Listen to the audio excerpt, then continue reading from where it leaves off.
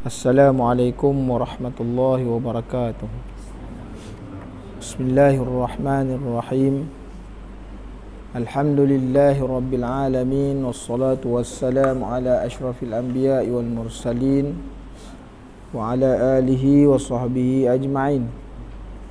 Subhanaka la ilma lana illa ma 'allamtana innaka antal alimul hakim. ولا حول ولا قوة إلا بالله العلي العظيم. اللهم لا سهل إلا ما جعلته سهلا وأنت تجعل الحزن إذا شئت سهلا. اللهم فقهنا في الدين وعلمنا التأويل. اللهم زدنا علما أما بعد. Alhamdulillah, bersyukur kepada Allah Subhanahu wa taala kerana dengan rahmat dan limpah kurnianya kita bertemu lagi dalam majlis yang diberkati oleh Allah Subhanahu wa taala. Mudah-mudahan Allah Subhanahu wa taala menjadikan perhimpunan kita mendapat rahmat dan mendapat keberkatan daripada Allah Subhanahu wa taala, insya-Allah. Kita berada pada solat sunat, perihal sembahyang dan solat sunat istikharah. Pada pertemuan yang telah lalu kita menerangkan apa maksud istikharah ni. Jadi istikharah ni ialah kerana memilih sesuatu.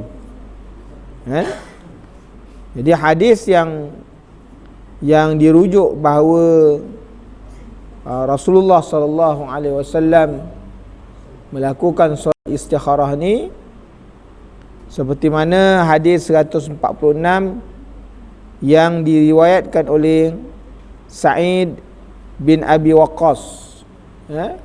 Sa'id bin Abi Waqqas radhiyallahu an, qala Rasulullah sallallahu alaihi wasallam, min sa'adati ibni Adam istakharatuhu Allah azza wa jal. Rawahu Ahmad dan Hakim, bahawa Rasulullah sallallahu alaihi wasallam bersabda, di antara amal perbuatan yang membawa kebahagiaan kepada anak Adam ialah amalannya beristikharah kepada Allah azza wa jal mengenai apa jua perkara yang dihadapinya. Jadi kalau kita ni macam tak ada, kita tak tahu besok apa kita nak buat, kan? Jadi ataupun malam kita tak tahu bagaimana kehidupan kita pada waktu malam, maka Rasulullah sebelum tidur Rasulullah sembahyang 2 rakaat, sembahyang sunat istikharah, supaya Allah Ta'ala memberikan kebaikan-kebaikan. Sebab tu kalau kita lihat Rasulullah sallallahu alaihi wasallam sentiasa menghidupkan malam kerana Allah Ta'ala menunjukkan kebaikan kepada baginda Rasulullah sallallahu alaihi wasallam. Juga begitu juga para sahabat yang mencontohi baginda dan orang-orang salafus soleh, orang-orang soleh, mereka ni melakukan solat istikharah sebagai satu amalan rutin mereka. Walaupun mereka ni tak ada masalah-masalah, masalah-masalah besar, tapi mereka juga melakukan istikharah. Jadi ini satu kelaziman baginda Rasulullah sallallahu alaihi wasallam. Dan cara beristikharah ditegaskan dalam hadis yang berikut. Macam mana nak melakukan solat istikharah ni? Adakah dia ni ada bacaan-bacaan tertentu ataupun rakaatnya yang tertentu, tak? Jadi hadis seterusnya, an Jabir bin Abdullah radhiyallahu anhuma qala kana Rasulullah sallallahu alaihi wasallam yuallimuna al-istikharata fil umuri kulliha kama yuallimuna surata minal Qur'an.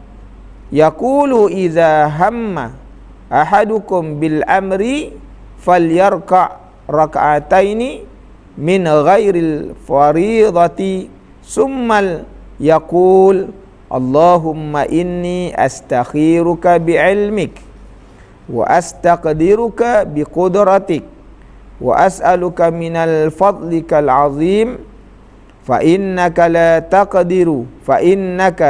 taqdiru wa la aqdir wa ta'lamu wa la a'lam wa anta 'allamul ghuyub. Allahumma in kunta ta'lamu anna hadzal amra khairul li fi dini wa ma'ashi wa akibati amri. Maka yang kosong tu sebut apa yang kita punya hajat tu kan, yang kita nak sebut tu. Kemudian faqdurhu li wa yassirhu li summa barik li fihi wa in kunta ta'lamu anna hadzal amra syarrun li fi dini wa ma'ashi wa akibati amri. Sebutkan apa dia. Fasrifhu anni wasrifni anhu waqdur li khaira haitsu kana summa ardini bihi. Qala yusammi hajatahu. Rawahul Bukhari. Jadi rawahul Bukhari, hadis sahih lah, hadis yang diriwayatkan oleh Bukhari. Daripada Jabir bin Abdullah bahawa radhiyallahu an, bahawa Rasulullah sallallahu alaihi wasallam ada mengajarkan kita beristikharah pada segala perkara yang kita hadapi, sebagaimana ia mengajar kita sesuatu surah daripada Quran. Jadi ini nak menunjukkan bahawa macam mana belajar baca Quran, begitulah Rasulullah sallallahu alaihi wasallam mengajarkan satu amalan. Kiranya orang menghadapi masalah dalam kehidupan dan sebagainya kan, ada caranya. Sebab Rasulullah ni sebut, Allah Ta'ala firman, wasta'inu bis sabri was salah. Mohonlah pertolongan daripada Allah dengan sabar dan mendirikan solat. Jadi maknanya apa segala masalah yang kita hadapi, solat, dirikan solat kan. Tak kiralah solat hajat ke, solat sunat ke, ni anak-anak nak periksa, baca, dirikan solat hajat, sebab kita berhajat dengan Allah. Maknanya Rasulullah sallallahu alaihi wasallam mengajar kepada kita ni sebarang masalah dan Allah Ta'ala sendiri beritahu, maka hendaklah kamu pohon cara memohon kepada Allah ni selain daripada doa, kerana sembahyang itu sebahagian daripada doa. Maka dirikan solat. Solat itu doa. Makna solat, makna solat? As-salah bermakna ad-doa. Jadi solat tu maknanya doa. Jadi dengan sebab itu kan, kita tengok kita menghadapi suatu masalah, musibah. Hari ni hujan dah lama tak turun nak. Ada orang tak suka buat solat istikharah. Nak. Mari CEO Sam jumpa, dia kata, Ustaz tolonglah buat solat istisqa, dia kata. Nak, dah lama tak hujan. Empangan pun dia kata kering Ustaz. Air yang kita ambil sedut daripada Negeri Sembilan, daripada Johor tak cukup. Kan? Saya kata bukan tak mau buat, ada orang tak suruh buat. Dia tak suka buat, hujan dia kata susah. Susah juga kita. Semalam kenyataan daripada JAKIM memerintah keluarkan surat kan, supaya melakukan solat istisqa kerana hujan lama tak turun kan.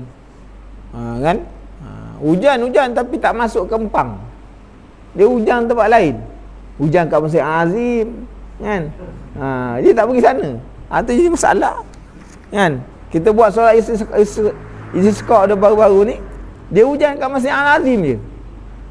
Tempat lain dia tak hujan. Nampaknya banjir kat Masjid Al-Azim ke kan. Mana masjid buat kat situ je hujan, kat kolam tak hujan. Jadi susah juga dia tu. Jadi tuan-tuan tapi Allah Ta'ala suruh kita ni dirikan solat. Ada masalah, dirikan solat. kan.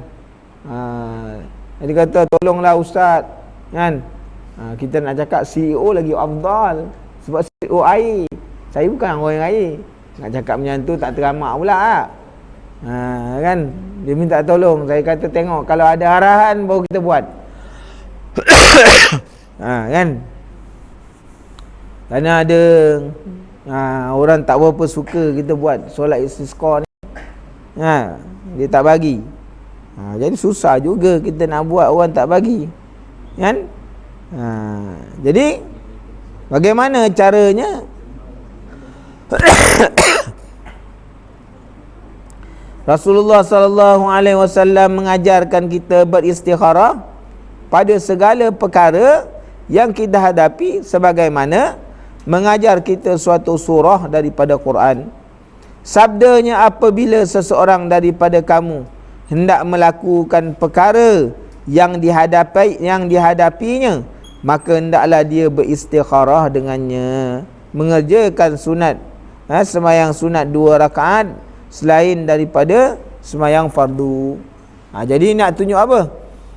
Rasulullah sallallahu alaihi wasallam suruh kita sembahyang sunat apabila kita menghadapi sesuatu masalah, sembahyang sunat yang lain daripada sembahyang fardu. Ni sembahyang ni bukan fardu, dia sunat aja. Tapi disuruh bila kita menghadapi sesuatu perkara, nak melakukan satu perkara, maka sembahyang sunat 2 rakaat. Dan hendaklah engkau baca akan dia. Baca doa ni lepas habis sembahyang, baca Allahumma inni astakhiruka bi'ilmik. Ya Allah, ya Tuhanku, aku beristikharah, memohon petunjuk dengan ilmu-Mu. Minta dengan Allah, kan? Wa astaqdiruka biqudratik, dan aku memohon kepadamu kekuatan dengan kudrah kuasa-Mu supaya aku dapat bergerak di jalan yang benar. Kita nak buat satu perkara, kadang-kadang Allah Ta'ala izinkan kita bangun malam, tuan-tuan, kan?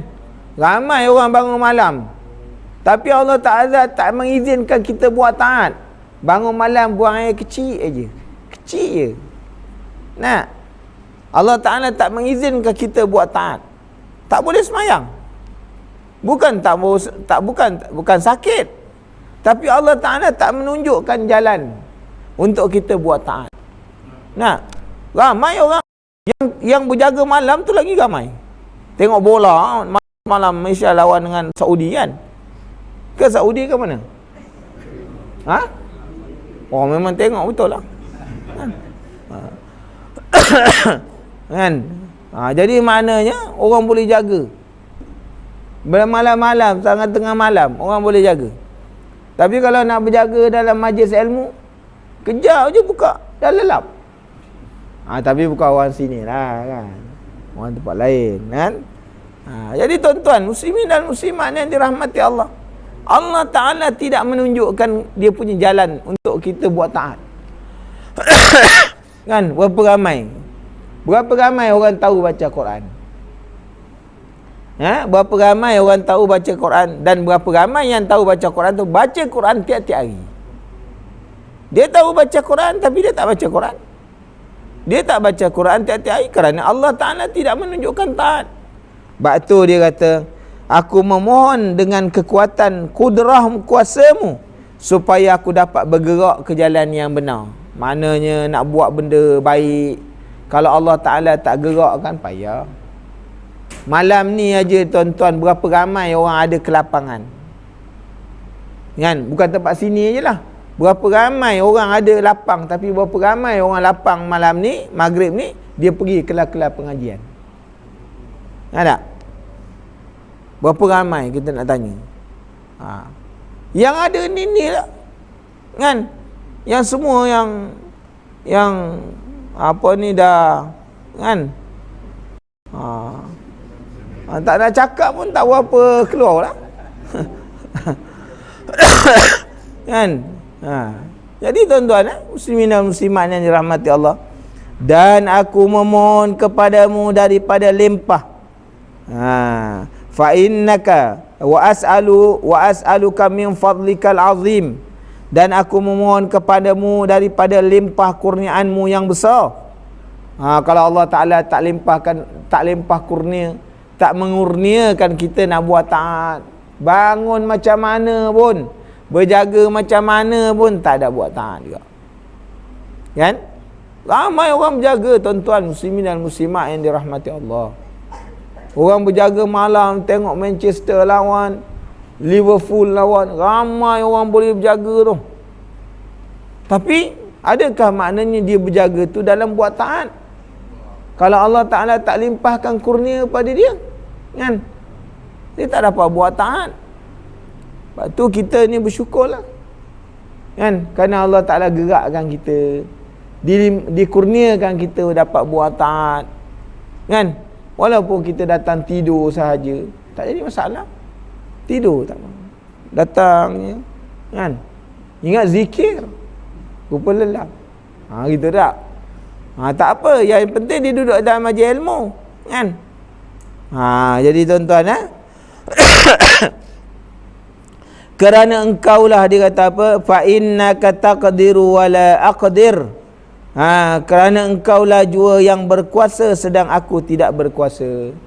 Mana kalau kita berhajat sekalipun nak buat taat, kalau Allah Ta'ala tak izinkan, malam ni aku nak pergi belajar lah, tapi Allah Ta'ala tak izinkan, kita memang bersungguh nak buat baik tau, tapi Allah Ta'ala kata tak boleh. Bayangkan dah sampai ke Mekah tu, Allah Ta'ala tidak mengizinkan untuk dia buat haji. Tengok, dia hantarnya balik tau, dah sampai dah. Kenapa tak merayu, wahai immigration, lepaskanlah aku dah sampai tau.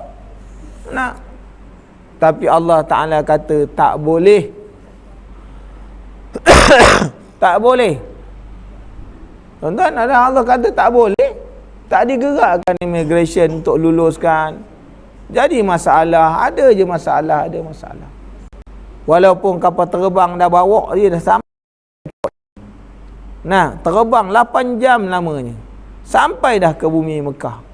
Tapi Allah Ta'ala tidak mengizinkan dia untuk masuk ke Masjidil Haram, masuk ke Madinah, maka tak boleh. Waktu kita kena faham tu tuan-tuan muslimin dan muslimat yang dirahmati Allah. Ni bila kita sebut fa innaka taqdiru wa la aqdir wa ta'lamu wa la a'lam, dan engkaulah jua yang mengetahui sedangkan aku tidak mengetahui.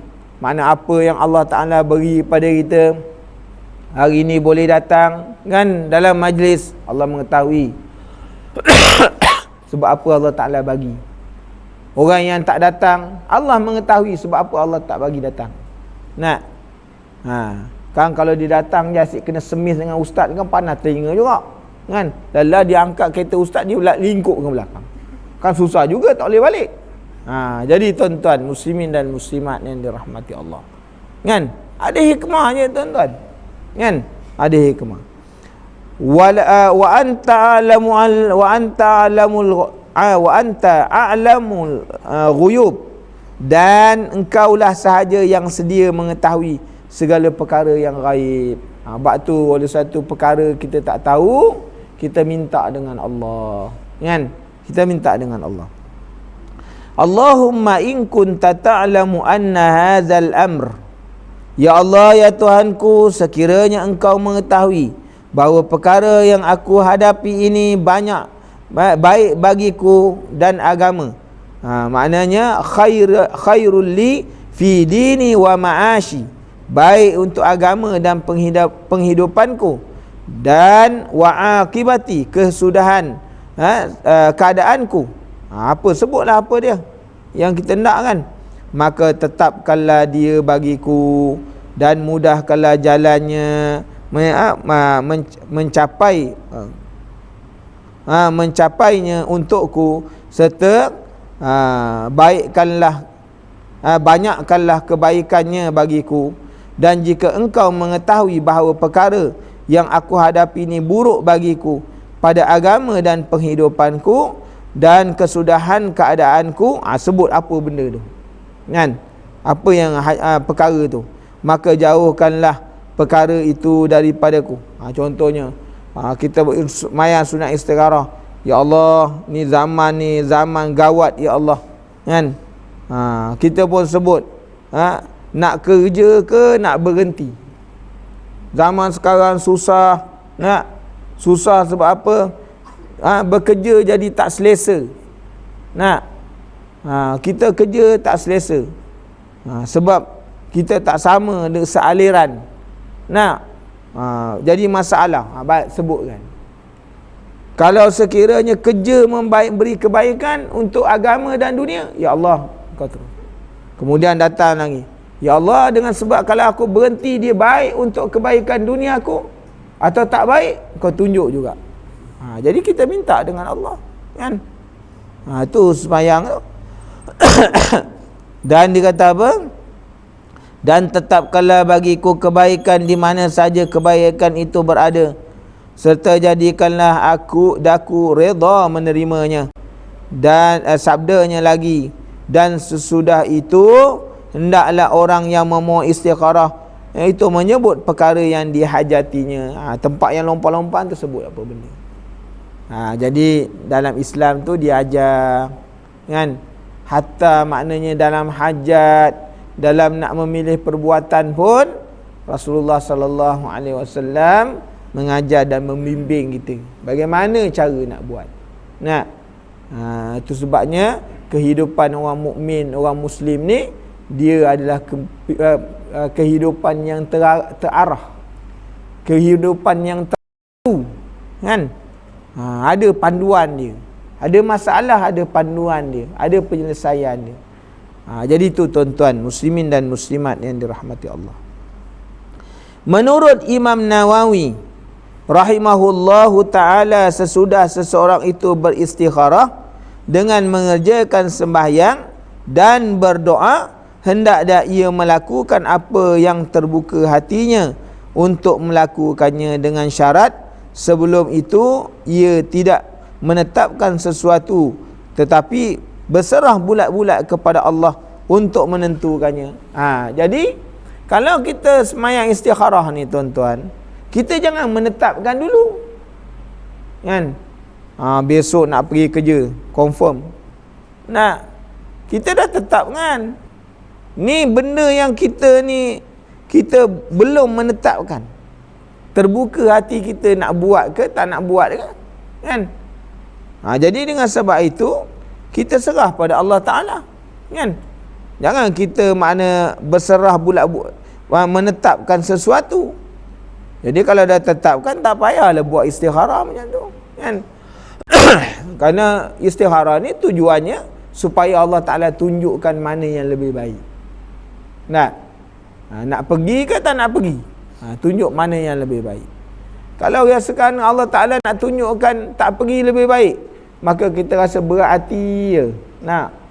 Berat hati tu, bangun pagi tu rasa berat Kalau rasanya Allah Ta'ala nak izinkan kita, bangun pagi tu belum subuh lagi dah siap, nak cergas, dah siap dah semua, maka itu petandanya, maknanya Allah Ta'ala mengizinkan, melorongkan supaya kita buat benda tu. Itulah tanda berat hati kita, cenderung kepada mana yang kita nak buat atau mana yang kita nak tinggalkan. Itulah dia. Tidak semestinya diberikan alamat. Dia tak semestinya. Kadang-kadang bila Allah Ta'ala nak beri satu benda tu, kadang-kadang ditunjukkan. Memang ditunjukkan. Kita tengah ditunjukkan dalam mimpi kita tu, kita berada di pintu pejabat. Memang suruh pergi lah tu. Dah ada kat pintu pejabat. Mana apa tu? Alamat suruh pergi tu, kan? Tapi dia tengok dalam mimpi, tengok pukul 7 tengah tidur lagi, subuh pun terlepas. Memang tak pergi ya. Tak, tuan-tuan muslimin dan muslimat yang dirahmati Allah. Jadi kadang-kadang nampak begitu. Secara ilham Allah Ta'ala gambarkan dalam mimpi. Kan, kita tengok suatu benda. Ataupun memang semayang tak pernah nampak apa-apa, tak diberikan alamat apa-apa, tanda-tanda pun tak ada, tapi kita jadi cenderung nak buat benda atau meninggalkan. Itu juga adalah salah satu maknanya Allah Ta'ala suruh. Mana benda yang kita nak. Jadi tuan-tuan muslimin dan muslimat yang dirahmati Allah. Okey, selesai tentang solat istikharah. Kita masuk pada solat hajat. Ni zaman sekarang, zaman orang berhajat banyak. Anak periksa, UPSR, PMR, lepas tu PCXPM, STPM, hujan tak turun, gaji tak naik, belum kahwin lagi, belum dapat anak lagi, macam-macam kan. Macam-macam orang punya hajat. Di antara semayang-semayang sunat adalah semayang hajat yang diterangkan dalam hadis berikut. Yang ke-148, An Abdillah ibni Abi Aufa,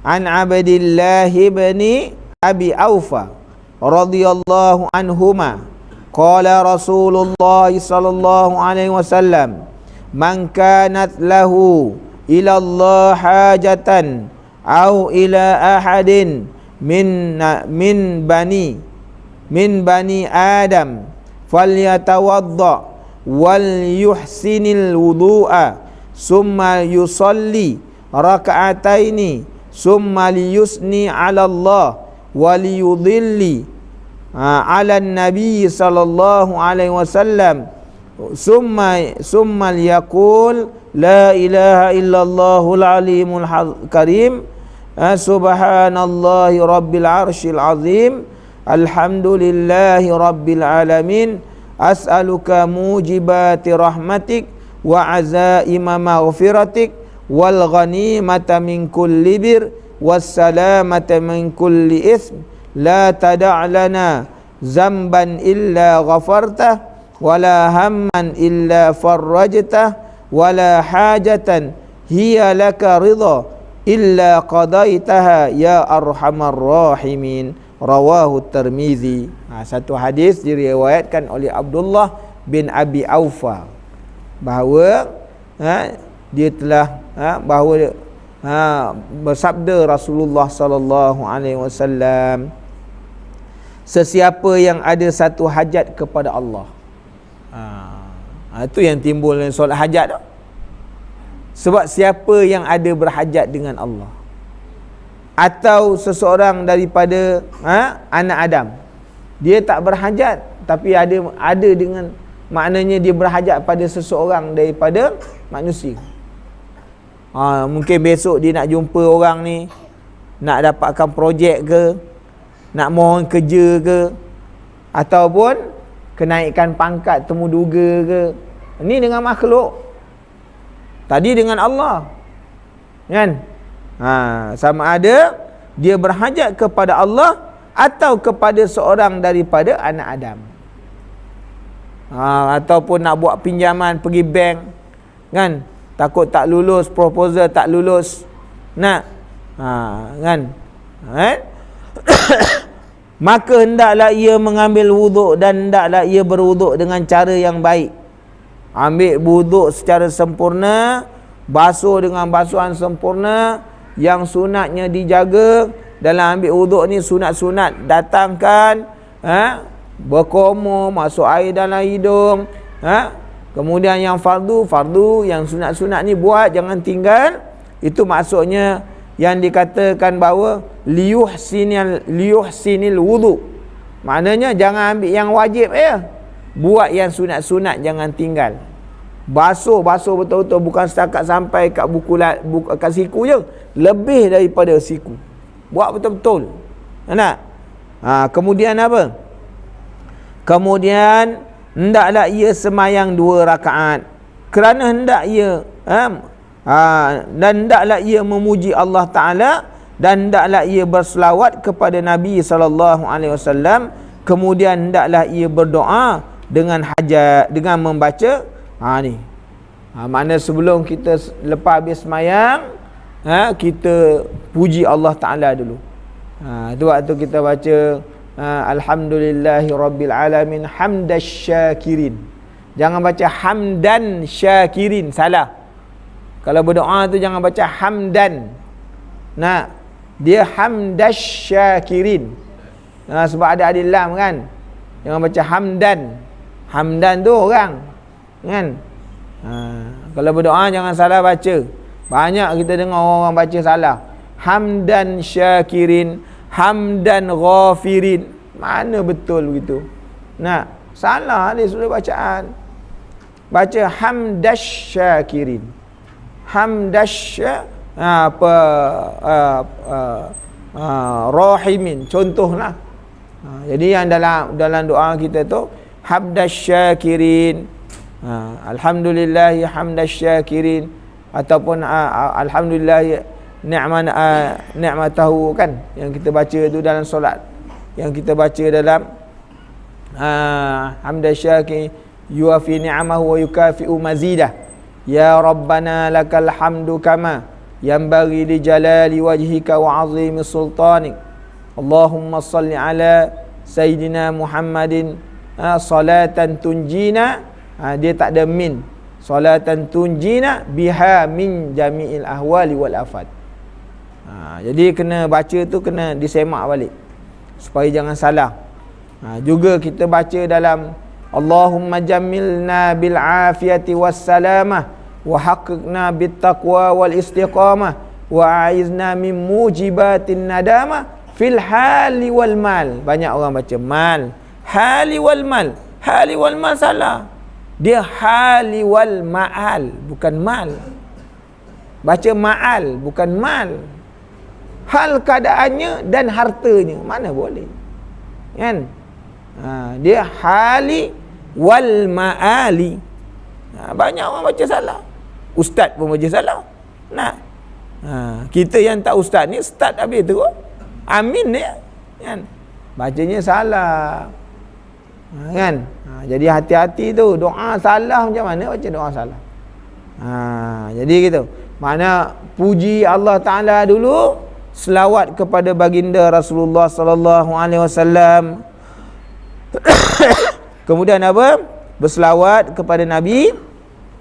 Sebaik-baiknya selawat itu ialah selawat Ibrahimiyah. Allahumma salli ala Sayyidina Muhammad wa ala ali Sayyidina Muhammad kama sallaita ala Sayyidina Ibrahim wa ala ali Sayyidina Ibrahim wa barik ala Sayyidina Muhammad wa ala ali Sayyidina Muhammad kama barakta ala Sayyidina Ibrahim wa ala ali Ibrahim fil alamin innaka Hamidum Majid. Masuk doa tu, la ilaha illallahul halimul karim. Kerana doa ni merupakan doa yang diajar oleh baginda Rasulullah sallallahu alaihi wasallam ketika orang mendapat sesuatu kesukaran dan musibah. Ini doa ni. La ilaha illallahul halimul karim. Subhanallahi rabbil arsyil azim. Alhamdulillahi rabbil alamin. Baca Allahumma inna. Ni as'aluka dia. Kita bacalah Allahumma inna. Ya Allah, ya Tuhanku, aku minta tolong kepada Engkau, ya Allah. As'aluka mujibati rahmatik. Wa azaima maghfiratik. Wal ghanimata min kulli bir. Wassalamati min kulli ism. Ini doa. Kan? Masuk pula la tada'lana. Allahumma, tambah dia Allahumma. Allahumma tu ya Allah, ya Tuhanku. Kan? La tada'lana fi zamban illa ghafarta wala hamman illa farrajta wala hajatan hiya laka ridha illa qadaitaha ya arhamar rahimin. Baca doa tu. Apa yang nak minta tu? Tiada Tuhan melainkan Allah yang amat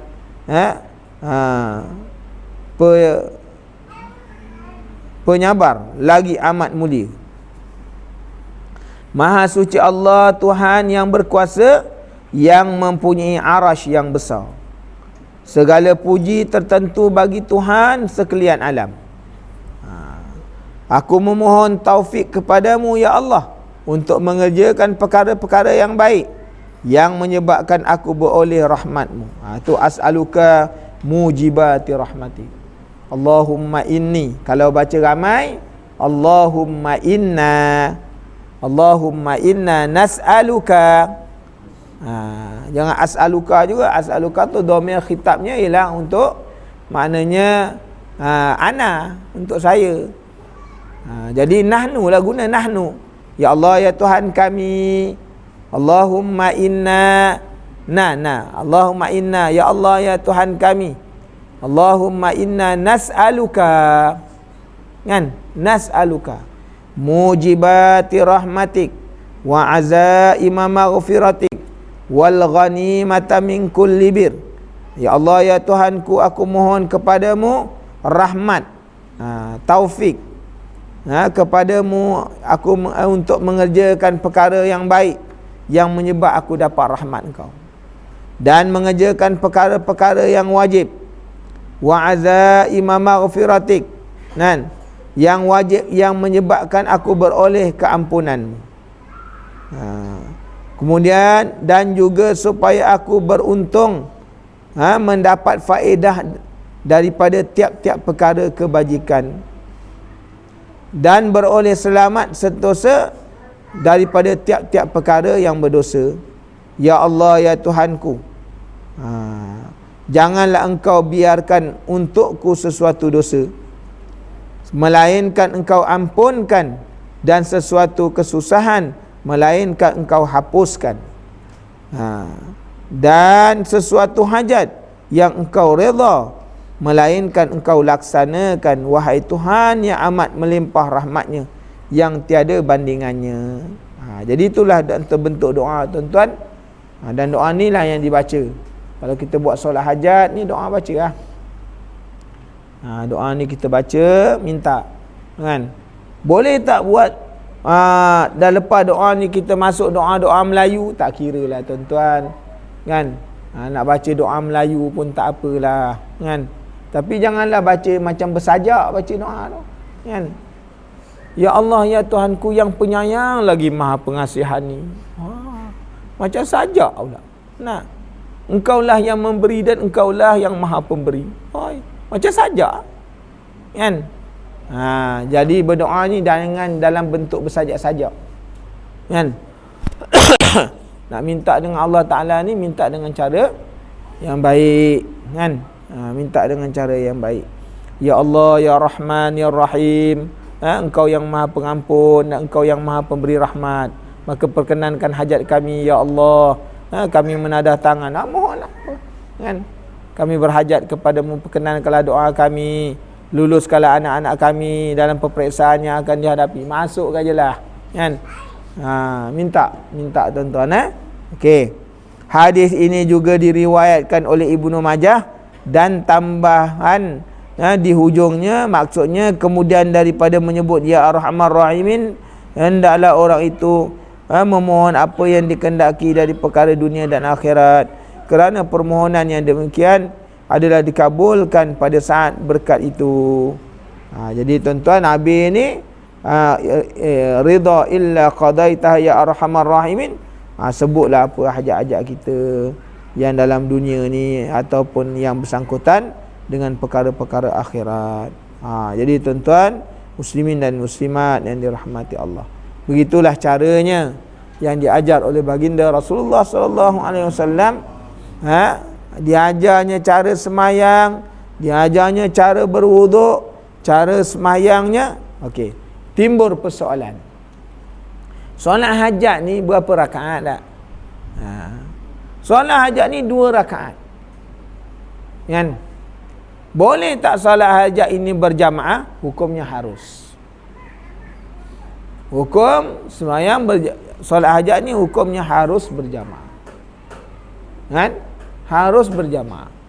Berjamaahnya harus ketika mana? Sama niat dia, sama hajat dia. Kalau sama hajat, maka ia diharuskan dengan berjamaah, kan. Kalau dia ada lain, dia nak tambah orang, dia nak kurangkan, ni dia lain-lain, itu sembahyang seorang-seorang. Tapi ni hajat semua sama. Datang sekolah memang hajat ni nak bagi tolong anak, kan.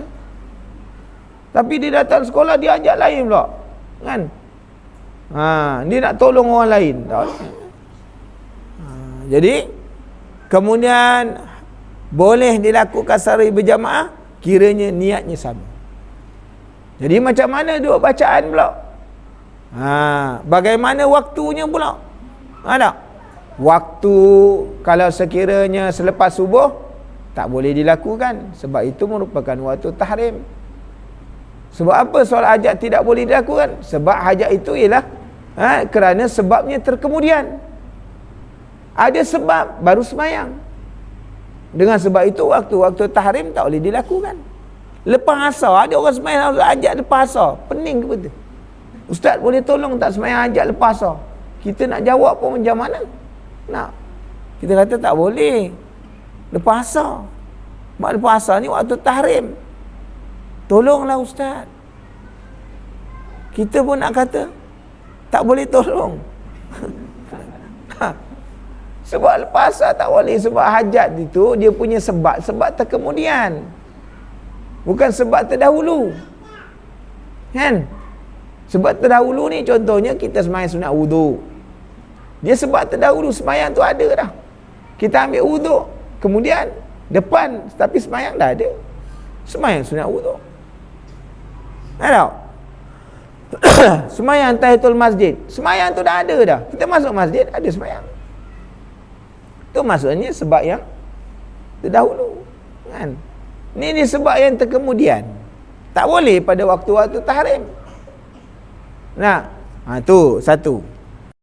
Keduanya, yang kedua, yang ketiga, tak kira lah, tak ada nombor dah. Kan? Semayang hajat ni nak baca, nak semayang berjamaah ke, nak semayang seorang-seorang ni? Dah kata kalau semayang berjamaah, ikutlah imam. Jangan baca sendiri-sendiri pula. Ada yang mengajar semayang, dia kata kita semayang berjamaah tapi baca sendiri-sendiri. Lah, pening kepala kita. Macam mana semayang hajat tapi semayang sendiri-sendiri berjemaah? Tak sah lah. Kan? Jadi tak boleh. Dia kata perbuatan sendiri-sendiri dia tu. Macam mana? Okey, itu perkara yang seterusnya. Boleh semayang hajat ni nak baca jahar ke nak baca sir? Sekiranya dilakukan pada waktu malam, maka solat hajat itu dibaca dengan kuat. Baca dengan kuat. Imam baca Fatihah, kemudian diaminkan, imam baca surah. Ikut imam. Tapi kalau sekiranya pada waktu siang, solat hajat itu dilakukan saja berjamaah, tapi dengan bacaan sir. Ini sendiri-sendiri baca. Itu nak kena faham tu tuan-tuan. Muslimin dan muslimat yang dirahmati Allah, barulah kena. Tak? Baru kena cara semayangnya. Semayang 2 rakaat. Nak baca surah apa? Qul huwallah. Qul huwallah. Nak baca surah lain boleh tak? Boleh. Berapa surah nak baca Ustaz? 30 juzuk. Tak rokok lah kita Ustaz. Nak buat macam mana? Tak. Jadi surah yang paling mudah qul huwallah. Kan? Berapa kali nak baca? Sekali. Kecuali kalau kita solat-solat hajat yang tertentu, kaifiat yang tertentu, itu lain. Contohnya kita buat solat hajat dengan sebab benda tu susah nak masuk kat kita. Kan dia ada rakaat dia. Contohnya kita bisnes, tapi bisnes tu tak boleh jalan, tak boleh masuk. Itu dia punya kaifiat dia lain, sebab kita ada bersebab yang bersangatan. Kemudian ada rezeki dah masuk, tapi dia tak boleh lekat. Dia masuk je transit, dia lari. Masuk transit lari. Tu solatnya lain pula. Dia berbeza. Itu ikut. Kalau yang tu dia kena jumpa secara personal. Kan? Dia ada kaifiat dia, ada cara buat dia. Kan? Cara amalan dia. Tapi kalau solat hajat yang umum ni, macam tu lah. Kan? Tuan-tuan ni kalau orang ada hajat-hajat besar, tu boleh kita bagi macam mana kaifiat nak buat. Jadi itu dia tuan-tuan. Kita berhenti setakat itu dulu, insya-Allah nanti kita sambung pada bicaraan yang akan datang. Bismillahirrahmanirrahim. Alhamdulillahirabbil alamin. Wassalatu wassalamu ala asyrafil anbiya'i wal mursalin wa ala alihi wa sahbihi ajma'in. Allahumma inna nas'aluka ilman nafi'a wa rizqan thayyiban wa amalan mutaqabbala. Allahumma faqihna fid din wa 'allimna ta'wil. Subhanakallahumma wa bihamdika asyhadu an la ilaha illa anta astaghfiruka wa atubu ilaik. Subhana rabbika rabbil izzati amma yasifun. Wassalamun 'alal mursalin walhamdulillahi rabbil alamin. Barakallahu fiikum. Assalamualaikum warahmatullahi